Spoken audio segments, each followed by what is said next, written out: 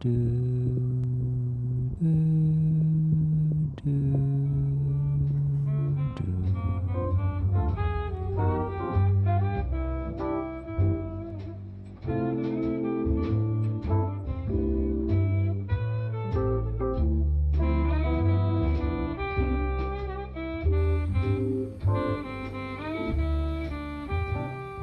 This is the second part of running away from home.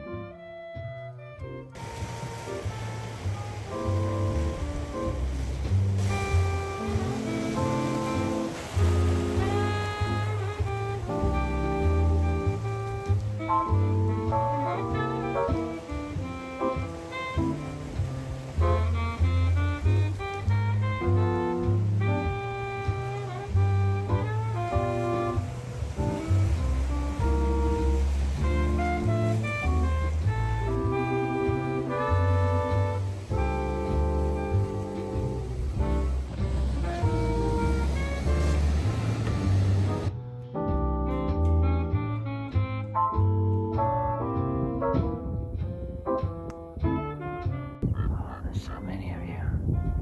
1, 2. Third one somewhere.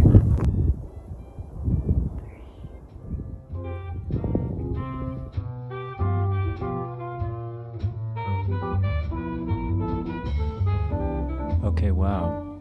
This video will have a little more commentary than the last one. I had to upgrade my microphone, of course, because this is YouTube. Actually, it's a vintage microphone from my box of stuff. It's Dad's, actually. I've had it for years, but I never put it to work because apparently the type of battery it came with hasn't been around for a while. It used to have this old button cell type battery, you know, the kind that you had in watches and vintage cameras and stuff. Well, long story, but the old version of these batteries were actually made with mercury. And mercury, as you know, is bad, and so it was phased out a while ago. Now, this is a problem, especially for vintage cameras, because apparently the mercury type battery had a really stable voltage and also extra capacity. I'm not sure why, chemistry and stuff, but you know, my first thought is to anyone who's ever suffered from mercury poisoning, like from a bad can of tuna or whatever. My condolences, man, but also thanks for taking me for the team for some badass battery technology that led to some photographer, and I didn't even write down the name of the photographer, taking wicked pictures or whatever. I don't know, Cartier-Bresson, let's say. Not having his exposure meter go wonky in the middle of the roll of film, you know? Rest in peace, dude. Everyone who's ever died, rest in peace, seriously. The thing is, they've made a substitute battery using zinc oxide because, by the way, your typical alkaline battery is no good. See, the voltage is not stable at all. It slowly wanes as the battery is depleted.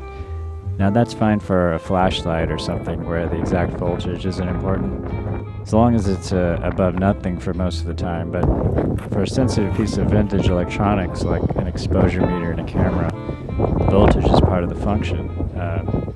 Wrong voltage, wrong exposure. And you know, for a lot of more modern devices, the voltage changes are fine because they're extra electronics that essentially normalize or correct the voltage. Okay, so back to the zinc oxide battery.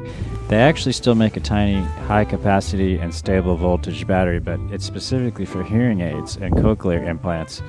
It uses zinc oxide as a substitute for the mercury. I don't know, maybe if your hearing aid was on alkaline, then as the voltage drops, maybe you'd hear people talking like lower, lower, lower, or maybe higher, higher, higher.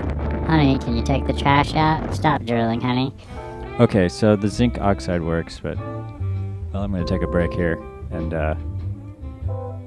pick this up again later.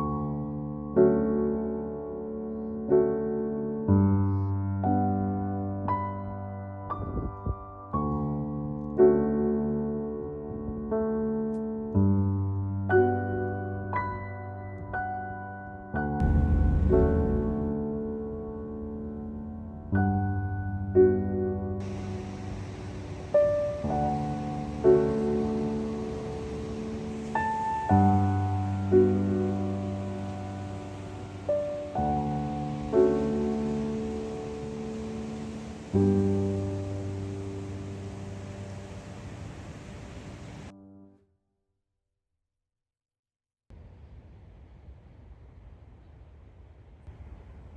really likes my car.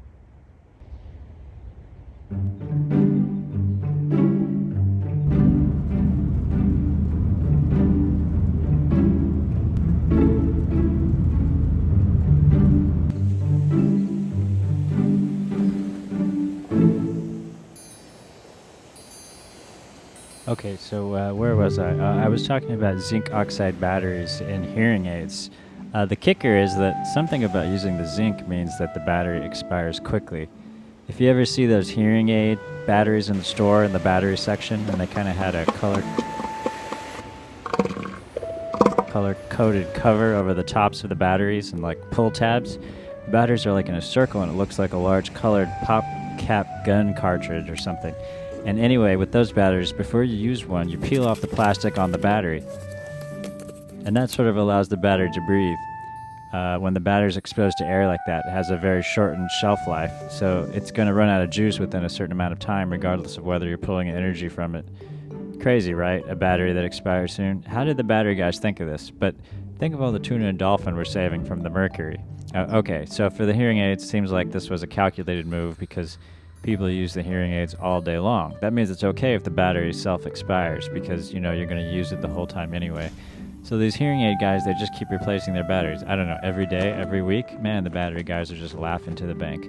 Okay, so the hearing aid batteries are a substitute for the old mercury batteries, but no one with a vintage camera is going to put one in because it's going to be dead in like a week or worse.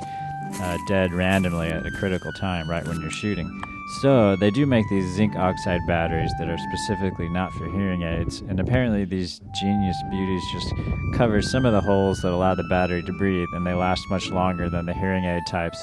Okay, you're like listening to a guy go off on hearing aid batteries and wondering about his sanity and stuff. So long story short, other technology has changed since the mercury, even the zinc oxide days.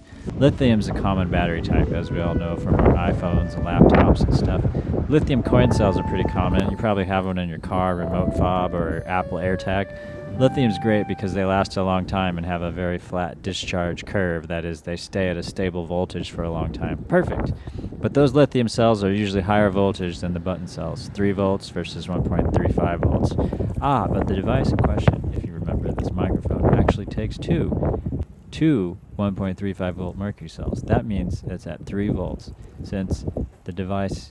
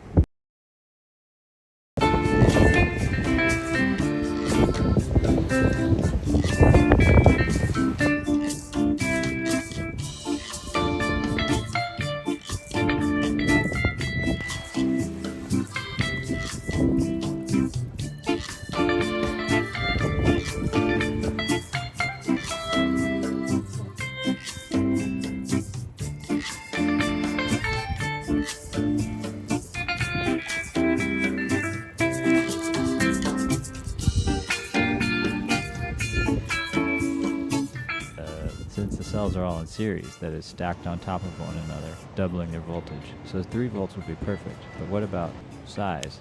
There aren't any 3-volt lithium cells in the button size, or are there? Turns out there's now a cell that resembles 2 button cells stacked on top of each other. It's an extra tall button cell. It's specifically made to replace 2 1.5-volt button cells in, say, laser pointers and other devices that have 2 cells. Perhaps you can remember some device that you used sometime that had 2 tiny button cell batteries stacked on top of each other. Well, this new battery combines those 2 cells together into a bizarrely tall battery. It's called CR1/3. It's got a great name, and I love it. And they're cheap to buy, too. Well, that's the story of how I got this microphone working. I don't want to detract from the rest of the video, so I'll shut up now. Hope you enjoy it. Goodbye. Nobody's been back here. Nobody's had this brilliant idea, Mom.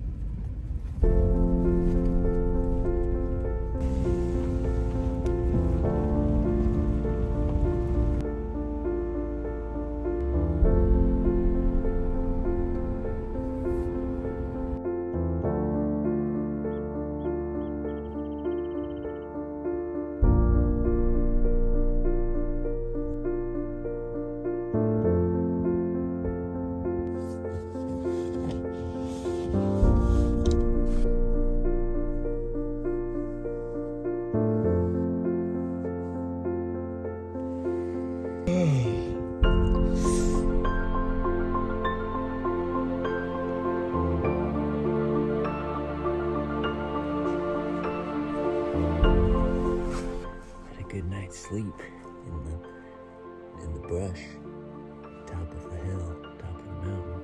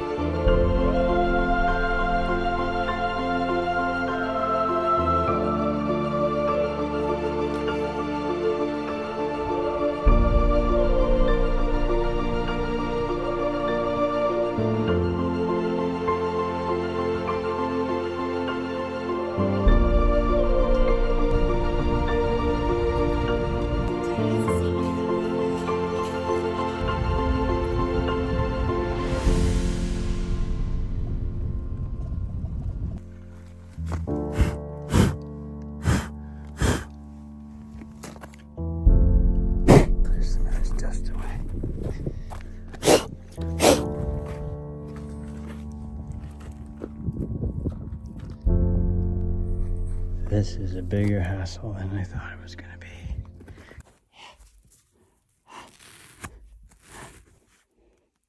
And you're like an expert surgeon who does it one-handed.